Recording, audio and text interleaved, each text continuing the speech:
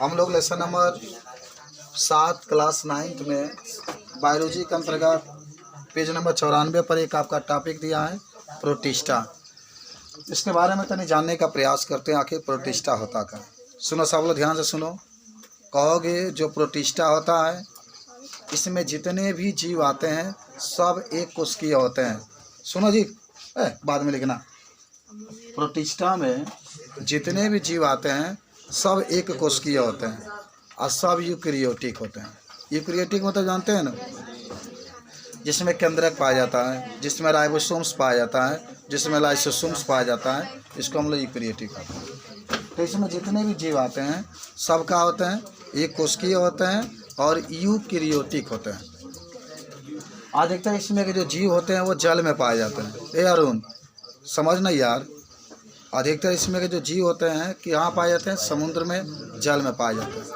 और कुछ और बात बता देते हैं गुड मॉर्निंग कि इसमें जितने भी जीवधारी होते हैं उसके गमन करने के लिए सिलिया पाया जाता है।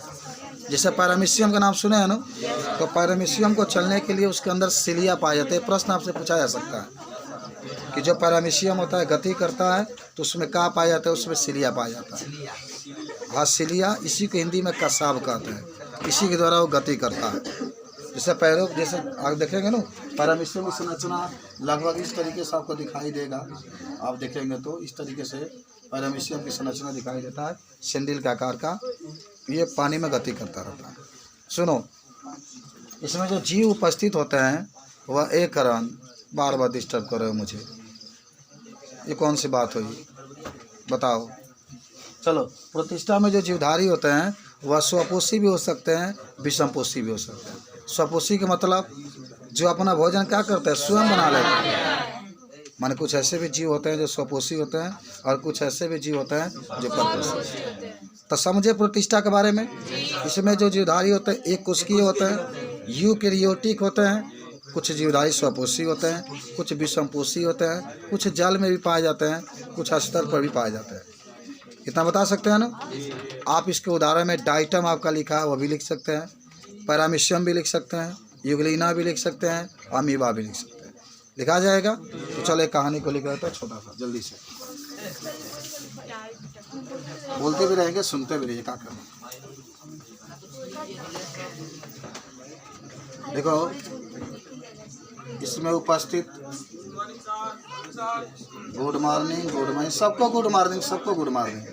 इसमें उपस्थित सभी जीव एक कोशिकीय और यूकेरियोटिक होते हैं। वो बढ़िया से तैयारी सबको कर लेना आप लोग। यूकेरियोटिक का मतलब होता है जिसके अंदर केंद्रक पाया जाता है, राइबोसोम्स पाया जाता है, लाइसोसोम्स पाया जाता है। ये अधिकतर जल में पाए जाते हैं, जल में पाए जाते हैं। कुछ जीवधारी स्थल पर भी पाए जाते हैं, कुछ जीवधारी स्थल पर भी पाए जाते हैं। इन जीवधारियों में गति करने के लिए सिलिया या कसाब पाए जाते हैं।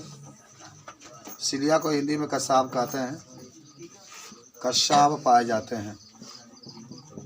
सब लोग को याद होना चाहिए, पैरामीशियम सिलिया के द्वारा ही गति करता है। आगे से भी याद कर लिख लेना कि ये जीवधारी स्वपोषी। कल आपको देखिए किताब में फिगर दिया है 94 नंबर पर, देख रहे हैं, देखें पैरामीशियम दिया, यूग्लिना दिया, अमीबा दिया। देखिए फिगर में आप देख रहे होंगे। कल तीनों आपको फिगर बना के लेकर आना है कॉपी पर। एक सादा पन्ना पूरा बना के लेकर आएंगे, केवल पेंसिल से ही सजा कर लेकर आना है। पूरा उसका नाम भी लिखेंगे, 94 पर है आपका 94। यहाँ लिखा गया देखिए स्वपोषी और विषमपोषी होते हैं।